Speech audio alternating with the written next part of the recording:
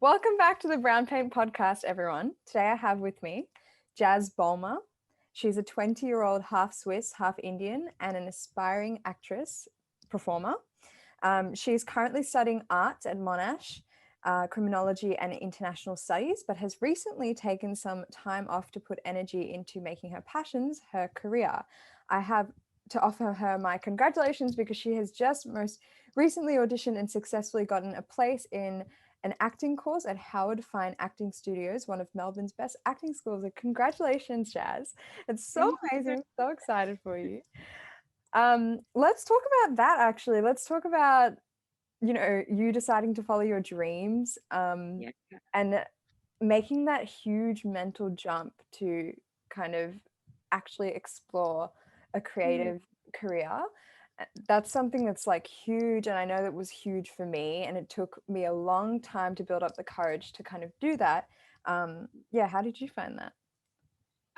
Well, I guess with having a break from studying at Monash, doing arts and everything, like deciding to defer from that, I was like, if I do that, then I have to put some effort into making my passion work for me. So that was sort of like the first step, because I knew that even going into my Monash course when I started it, I was like, I'm not going to finish this. This is not what I want to do for the rest of my life. It's sort of just like filling up time and to learn and to just try it and figure out if it is what I like. But yeah, so with deferring this second semester, I was like, I have to do something. And I put it off and I put it off, and I was very comfortable with just working. And then I think my boss, well, not just only my boss, but everyone just kept asking me, like, what are you doing next year? And I was like, I don't know. And then I sort of like hit the panic button a little bit and was researching for like weeks about courses, like even at like the big performing arts schools like VCA, NIDA, Whopper and everything. But I was a little bit late, and I missed all the cutoffs for them. So, and then you actually had told me about the Howard Fine Acting Studio. And so I'd looked into it and I was like, I love it. It sounds great. To be able to do like a 1-year course instead of 3, that suits me, because I'd love to like accelerate that if I can, rather than being a course for 3 years. So I went into that, and I was like, I was stressing about like the money part of it. And I spoke to my parents and everything. And they were sort of just like, don't worry about the money yet. Just see if you get in first. We'll worry about the money later. And I was like, you know what? All right, that's fine. So even like the first step towards doing that, I went to like the online open day, which I even felt like was a big step for me, because usually I wouldn't be like, I'm not going to do that. I'll just like audition and see what happens. But like I really wanted to find out more about it. And I'm so glad I even went to that online open day. It was like 3-hour Zoom call on like a Thursday night or something. And I was just like, it was the best experience ever. And it made me excited for it. So like that night I applied, and a couple of days later I got my audition time, and I started like that night I actually chose my monologues. I didn't even know if I was going to get an audition yet. Wow. But like I fully went for it. And yeah, and then I got my audition time, and it was like a week after that. And so I was practicing and practicing. Didn't tell many people because like I said, I wasn't really sure whether I was going to get in. I knew it was quite prestigious, in the sense that it's an independent acting school, and even though it's not one of the big ones that you know about or that you hear about, it's still quite difficult to get into. So yeah, and so then I did my audition, and it was on Zoom as well, and I just felt like it went the best that it could have went. When I went out, I left it, I was like, I feel pretty good about it. I don't want to get my hopes up. And I sort of told myself, I was like, you know what, if you don't get in, you'll figure something else out. But I was sort of riding on everything that I would get in. And then so that was like last Thursday, I think. And then on the Friday, less than like 24 hours later, I got an email saying that I had been offered early acceptance. So it was great. I like cried. But it So was so exciting, and my friends and my family were way more excited than me, I think. But yeah, it was That's awesome. so exciting, and I'm so happy for you. That's going to be such a transformative experience, um, Yeah. especially because acting is so, I don't know, it's so deeply personal that acting training always ends up becoming therapy. Like, Yes, yeah, fully. And God knows, like I'm the most emotional person ever. it's So good though. good. And I'm just so excited to learn more and continue to learn, because I think for a long time I was like, I don't need to go to a school. I know what I need to do. Like I have that talent already. And I think that was just me being scared to Mm, even try. Um, and so I was like, you know what? This is what I have to do to make it happen. I'll do it. So, I'm and so I, proud of you. oh, thank you. And I just can't see myself doing anything else in the world. So, yeah, so that's, Wow. yeah. Wow. So you're full jumping into making acting a career now, essentially. Yeah, Yeah. pretty much. This is it. I know. It's How, so scary. yeah, I was just gonna say, how does it make you feel? Because I know for me it was terrifying. Yeah, like I'm so nervous and I don't know what to expect. Like I think I think of what it might be, and then I'm like, it could be the complete opposite. Like when I in my head I think of, because I did year 12 drama, that's all I can think of. Yeah. Like doing performances, being in an ensemble, doing solos, like that's sort of what I can see it as. And I'm like, oh my God, how am I gonna do that again? But I'm so willing to like put in the hard yards for at least 1 year Heck for the yeah. and just like jump straight into it, because I feel like there's no other way that I could do it.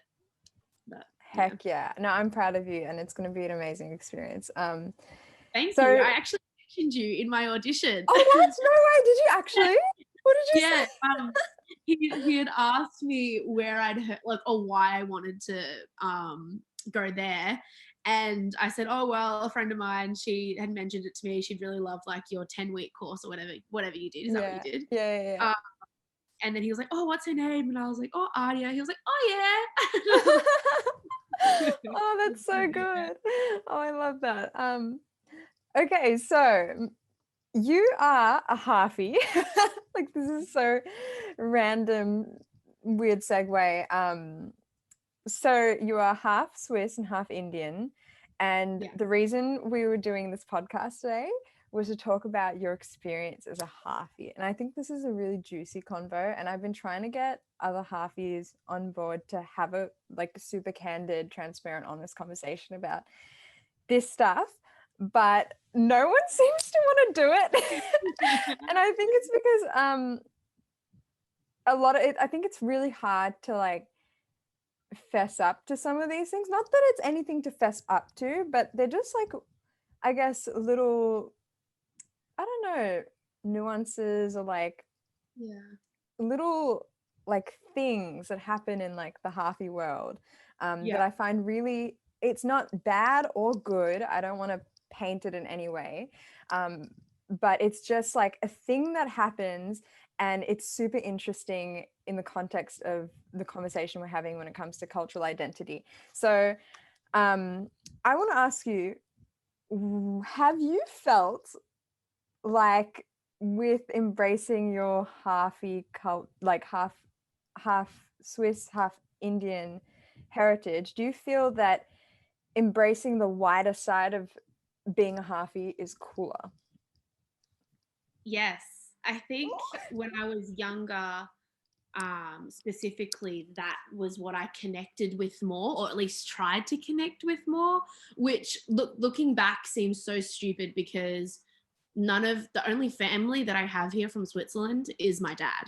Like the Mm, rest of my family is in Switzerland, and I don't see them very often. And my mum's family is here, like my mm, grandparents, my cousins, like her sister and stuff. So like it felt, yeah, like I said, looking back, it feels really weird that I tried to sort of not ignore it, because I always loved my grandparents and I loved my mum and obviously loved my cousins and everything. But sort of, if anyone asked me what I was, because people always did, or they'd assume that I was like Greek or Persian or Spanish or everything that I'm not. mm. Um, I'd sort of just be like, oh yeah, like my dad's Swiss. And they'd be like, and I'd be like, oh, and I'm half Indian. I'd sort of like brush past it a little bit, because even when I did say that I was half Indian, people were like, Swiss, that's so cool. Oh. So it was like not very common to hear that, well, that half, that like, yeah, that halfy mix anyway. But now it's completely different. Like when someone asks, I like proudly say it. And I don't know what shifted. I think I just sort of was like, why am I embarrassed when I have nothing to be embarrassed of? If anything, people love that about me. And so, yeah, I guess, yeah, earlier on, I did think being Swiss was cooler than Yeah. being And I know this isn't exactly a question we can answer with 100% truth, because now we're getting general, but do you think that generally speaking, halfies tend to rock their white side more than their ethnic side? Maybe. I think it depends on the person. I think, yeah, I'm not too sure. That's a tough question. I think for me, when I started to accept it more, is that I realized that my style started to change a little bit. Like I always used to, we always used to make fun of my mum for being like this like hippy dippy like sort of character. And then I realized that like I loved all the patterns, like the Indian sort of patterns that she loved. And I started picking out clothes that had that, like in jewelry, and like all my jewelry that I wear is like my grandma's. So like and like it comes out in my room, like everything. It's like my style is completely in line with that side of me now, I think. And yeah, I think people like love me more for it because I embrace it now. That's awesome. That is so awesome. Do you so the next question is your halfie experience with people treating you said you had a friend that was full Indian, and you said that they treat her differently to you. Yeah. Tell me a bit about that. So yeah, there's a girl in our friendship circle who's full Indian. Like if you looked at her, you would know that she was Indian. Whereas when you look at me, like I said, people don't really know what I am. So they just assume that I'm white, really, because I don't have that dark skin. My mum is not that dark. But yeah, so this girl, she's fully Indian, and my friends would just like make jokes about her being Indian, basically. And then she'd sort of look over at me and be like, why aren't you making fun of Jazz? Like, not that she ever like, well, actually, I can't say this because she might be hurt by it. Not that she's ever really said that she has been, but she was sort of just like, oh, why aren't you making fun of Jazz? And they're like, oh, she's half, it doesn't count.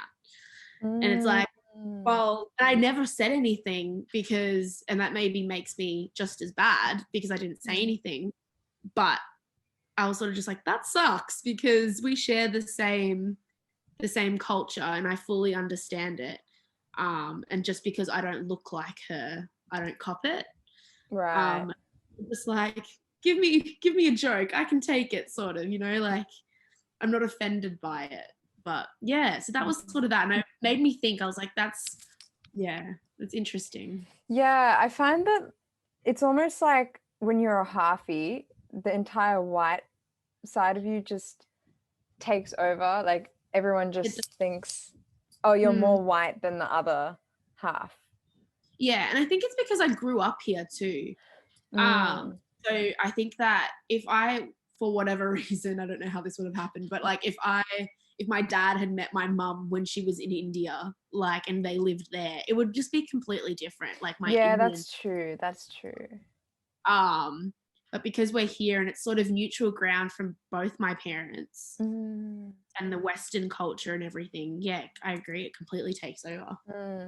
And I don't know much about Swiss culture, but I suppose you've technically, like, you're half Swiss and you're half Indian, but then you've also grown up in Australian culture, and like modern day Western culture. So if you were to give yourself, I know this is really hard, but if you were to give yourself percentages of the three cultures, Swiss, Indian, and Australian, what percentages do you feel you are? Yeah. I feel like I'd be, oh wow, that is hard. I know. Oh, This I don't want to always give stumps people when I ask this I one. don't want to give one too much and then like neglect the other because I'd say I don't know an exact percentage, but I'd say the least is Swiss. Yeah. Maybe because I haven't been able to connect with it being like having them so far away. Seeing them maybe like once every few years. And I'd say majority is Australian because that's what I know. Yeah. And then I'd say the other, like whatever's left. So maybe if I said, maybe 50% Aussie. Yeah. And then 30% Indian. And then 5% Swiss. Okay. I think because even though we don't do a lot, like like the Indian side of my family, we're very relaxed. We don't practice a lot of the religious stuff that maybe someone who is full Indian might.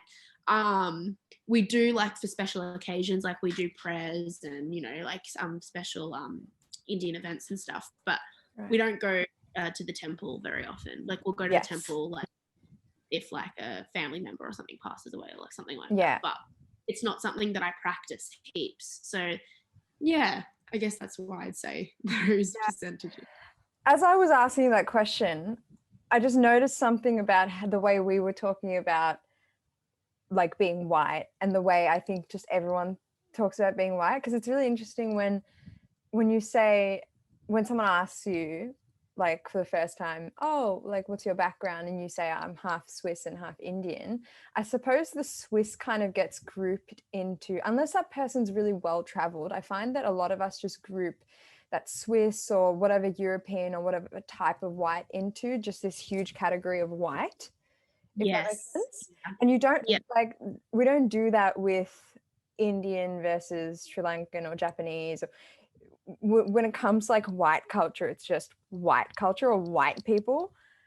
But there are also different experiences of being like white. Like you said, you feel like around 50% Australian white versus 20% Swiss white. Yeah. What do you think about like that? Well, because I guess that 50% Aussie, that feeling anyway, is because when I go to Switzerland, I look and feel like an outsider. Like I don't look it when I'm there. I look Indian or I look something else because I guess stereotypically Europeans are very white, blonde, blue-eyes, that sort of category. And I don't look like that. So I definitely look like a tourist when I'm in Switzerland. So I guess that's why I feel that majority of me is Australian. Yeah. And like with Swiss culture, what's like, how would you distinguish Swiss culture? What's like, I don't know much about it. So what's your kind of synopsis on it? What I can go from is like my family over there, like everything runs like a well-oiled machine. Like breakfast at the same time every single day, lunch at the same time every single day, regardless of what you're doing, dinner at the same time every day, and if you have food left over, you're having it for the next few days until it's finished. Like like that's, and it's very like, I don't want to say strict, but strict. Right. Okay. That, well, at least my family is, that everything is completely tidy all the time, and clean, like your house, your room. But one good distinction is that in Switzerland, I guess here in Melbourne, you dress up when you go out for things. Like people make quite a lot of an effort to how they look. In Switzerland, they don't. Oh, really? No, it's the complete opposite. It's so casual. It's so relaxed. Like you can go to a fancy restaurant wearing like Crocs. You know what I mean? Like it's Yeah. not like that at all. And one of my good friends from Switzerland, when she came here, she was just like, everyone dresses up. She's like, I had to buy new clothes. And like even in the stores there, everything is so, the fashion is completely different. It's not very Imagine. elevated. It's all just like t-shirts, shorts, like, you know, Yeah. it's Yeah, very, yeah, very, I know what you mean. Yeah, when I see like European tourists come here, you think, God, they must be from Europe because it's like, yeah, I don't know, you it's not pick in a 'em. bad way, but it's just, I don't know, like like Australia, England, the US, Canada. I don't know. We have our own little world, our own little style, our own little first Yeah, world privileged bubble where we all kind of we're like, I don't know, modern day yeah, Instagrammable fashion, that kind of thing. Whereas I feel yeah. like the whole rest of the world's maybe back in 2010 or something. It's so interesting to see, right? No, like, no, you're not wrong when you say that. Like, I don't like the other thing is though the quality in Switzerland of clothes is so high. Like it's Oh, really? beautiful. Wow. Compared to what we have here, which is why everything is so expensive. Everything is made so beautifully. But yeah, it's a lot of it's ugly. Like it's like I would not be caught dead wearing half the stuff that my like auntie and uncle wear, or that Oh, my even that my like cousins wear. I'm like, yes, yeah. no, like I'm like that. I was like, you could dress so much nicer. I know. I think of that, like, think of whenever I go to Sri Lanka, it's like they're a couple years behind. It's Yeah, really funny because it's like, I don't know, like I feel like we're bagging people at this point, but it's really just interesting to see how, yeah, I don't no, know, it is. we really are in a bubble. And Yeah. whether that's a good thing or a bad thing is, I guess, up to your personal discretion. But yeah, super interesting. And how many times have you been to Switzerland?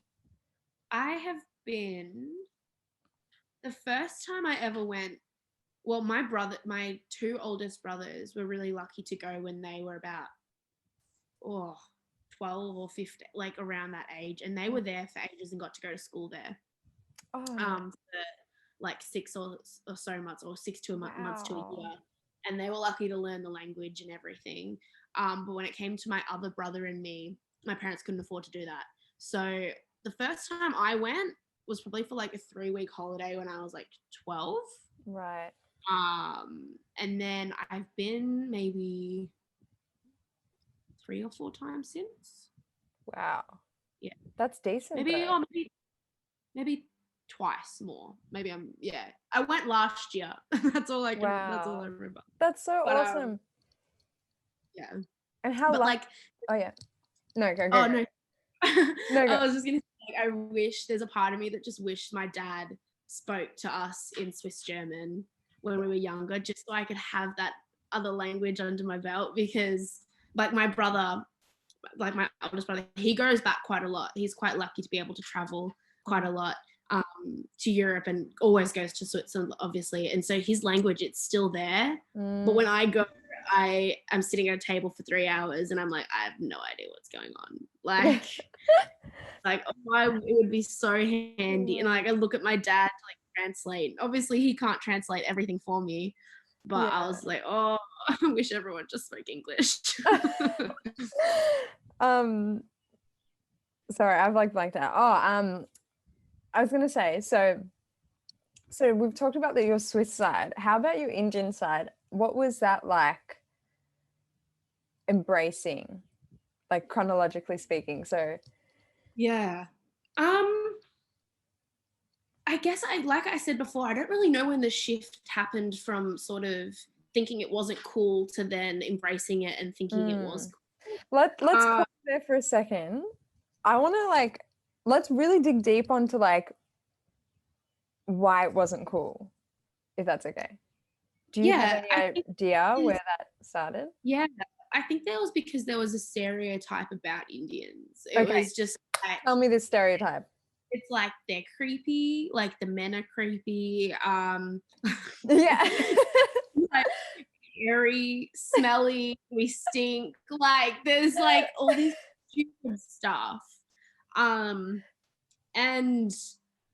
you know, like it's not even, and I feel like I can say this, we even made fun of it.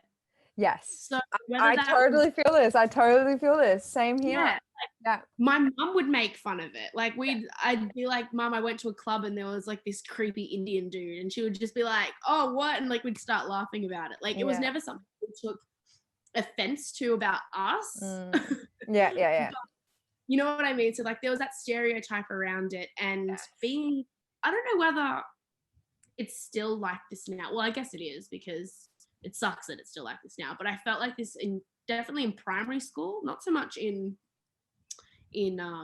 high school, but being white was just cooler. Yeah. Like, and there was a lot of, at least in my area, it was always like spot the white kid.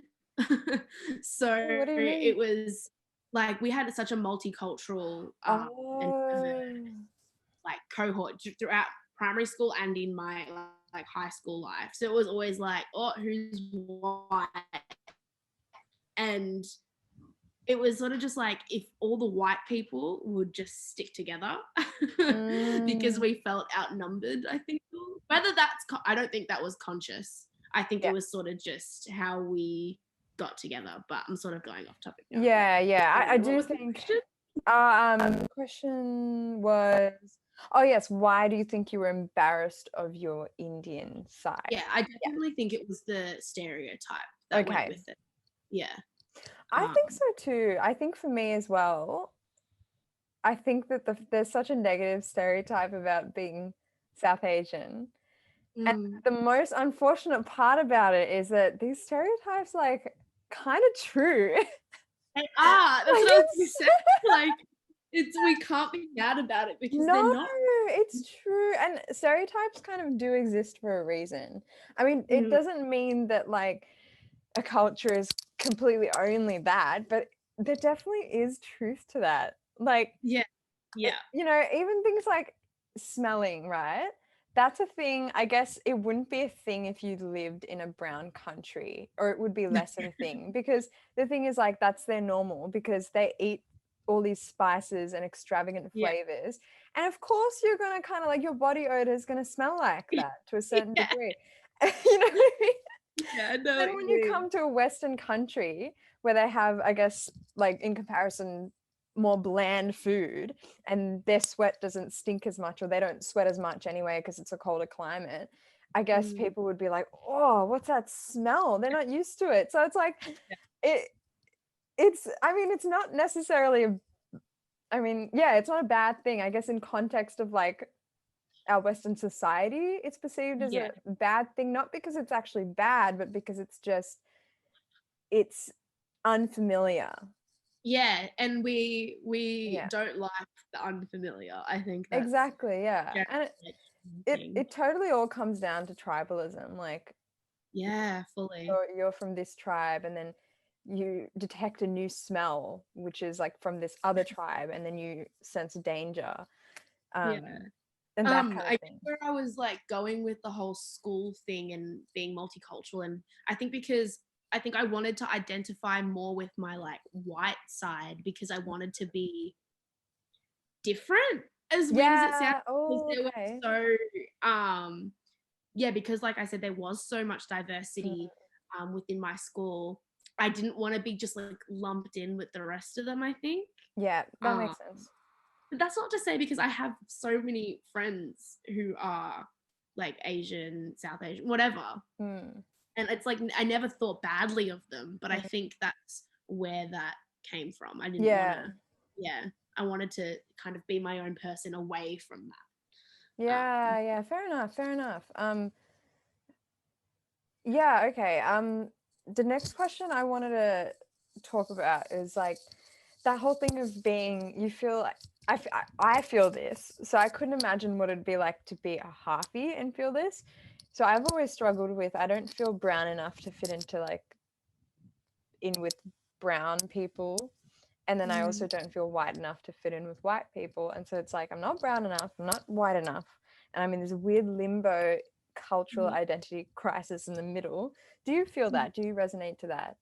Yeah, to some degree I do, because I think sometimes I haven't felt brown enough, because even if like one of my friends would make like some sort of comment, like I'd be talking about my grandma, and in Indian culture we call my grandma like nani.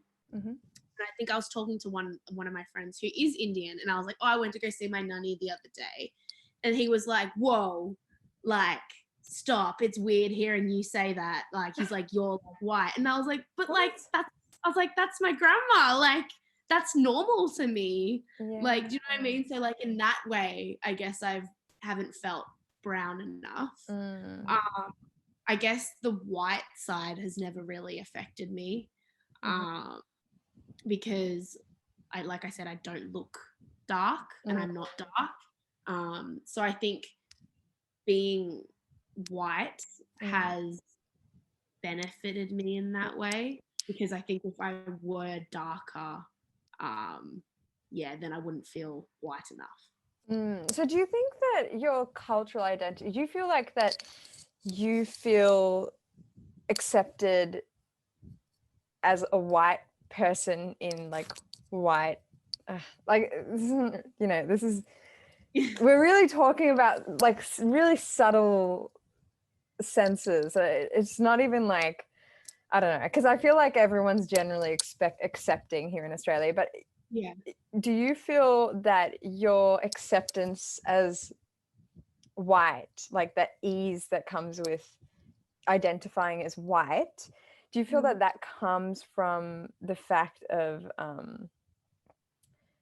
I don't know how to word this.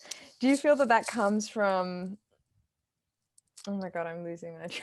I think it comes from having grown up here. Yes. Because if I had grown up in Switzerland or even in India, the culture's completely different. So I think having that, growing up here, go on. I remember what I was going to say.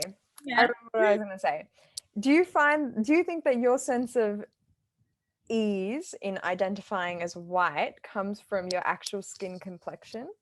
So if your mum was a little darker and you ended up more my color and you were a halfie, would you feel like it would have been harder to identify easily into the white category? Yeah, fully. Like I had a conversation with I think I've spoken about this with you before. My family group chat went off one day because my brother who lives in Queensland was talking to his fiance, and they were having some sort of argument, and he was like, oh, as a brown person, and she was like, what, like you're not brown, like, and he was like, oh, but I identify as brown. And I think in her head, because like I said, we're all not that dark, she just didn't think of him as a brown person. She just thought, like, he's white, he's grown up here, he's socially accepted as a white person. And then it's all sort of sparked a conversation within our family group chat being like, do you identify as brown? Do you identify as white? My mum was just like, why do we have to identify as anything? Love it. They're all just human. And yeah, I think I identify as white because socially we are white and we have benefited from our skin color not being dark. And that's so sad to say because, I think if I was darker, I would be copying the Indian jokes just as much as my friend was in that circle, And I think, easing myself into, or being, whatever your question was, like you phrased it. Easier to identify or feel white. Because I am lighter, and I think that plays a massive part in it. Wow, okay. And I'm just out of curiosity, so how many siblings do you have and who identified as more brown or white? I have 3 older brothers. And I think the second oldest was the one that had brought up the conversation, and he had said he identifies as brown.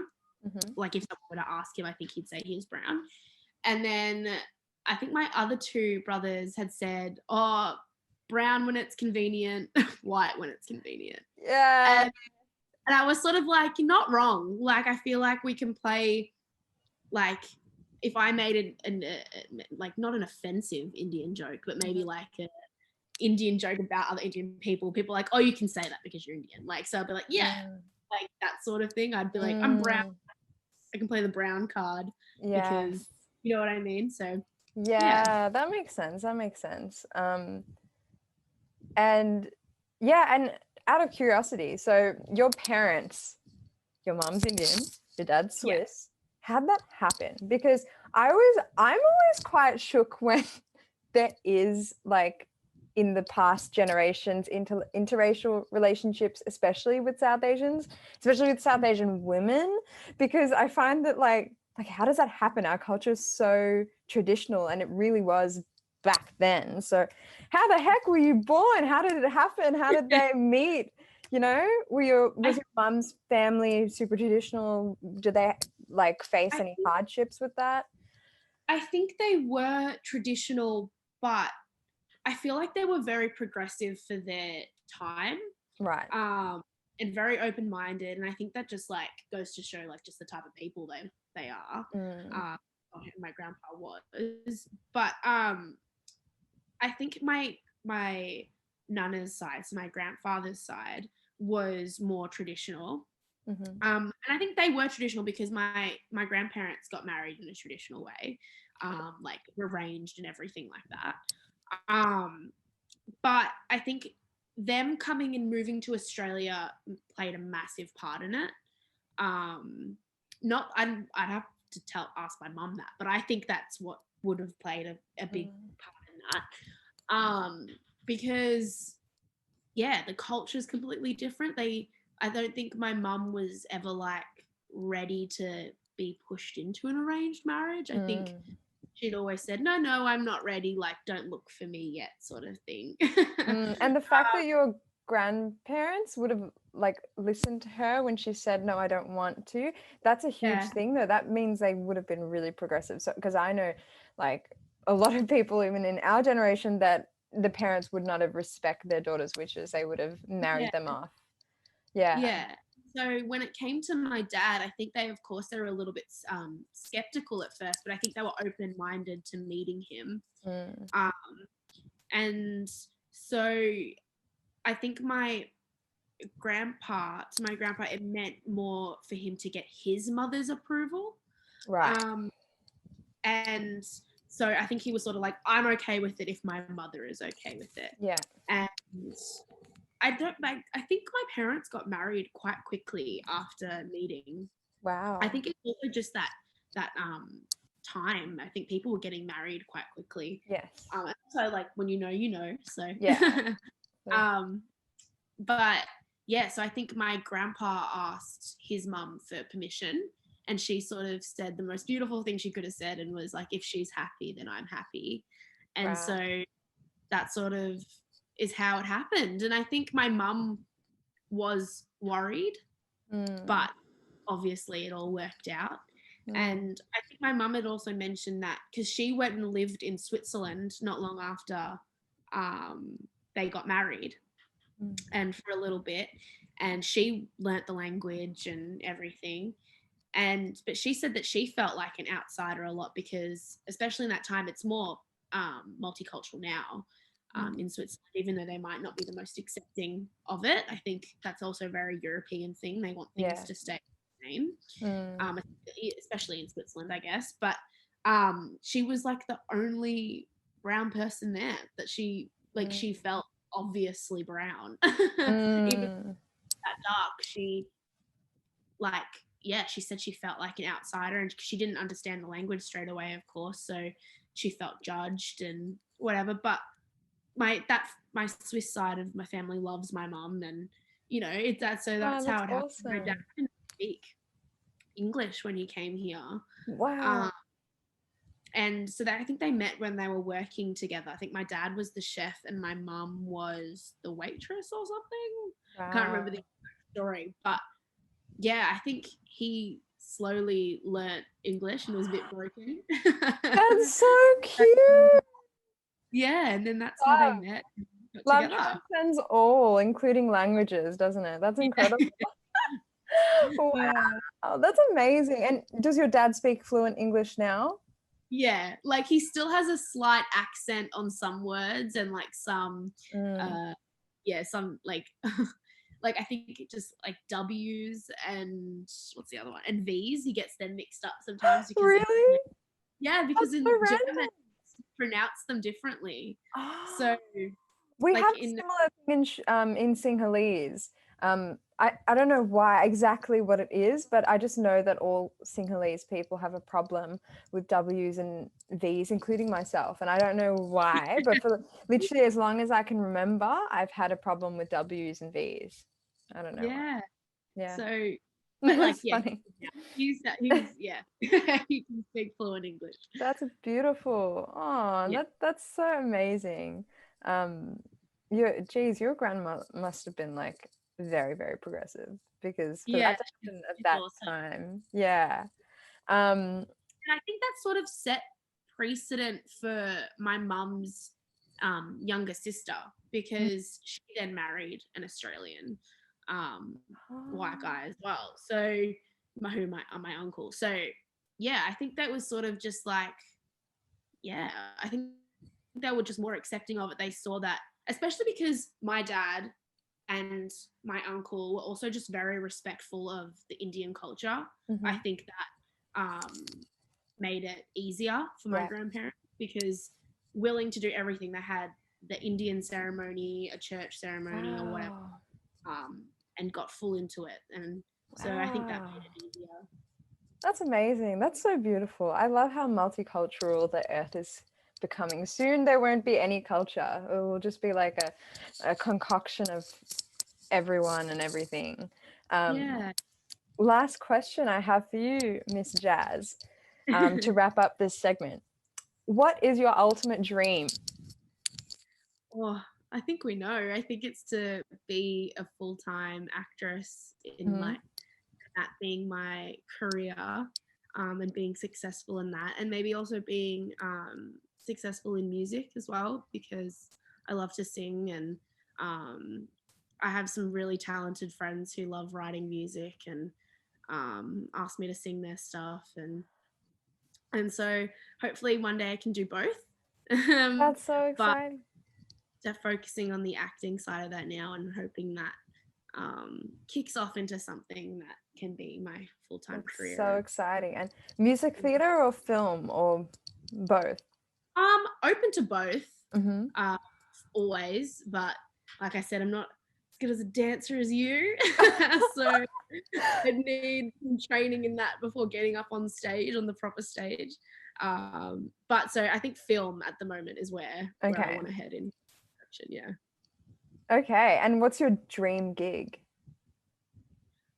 Oh, Like to what just kind of be in, movie? A movie oh, or yeah, in a movie. I'd love to yeah? be in a movie, or even just like obviously everyone wants to be in like a popular TV show, but like to Yeah. be in like a comedy would be awesome because Oh, that always makes people laugh and sorry, my mum just walked in. it's all good.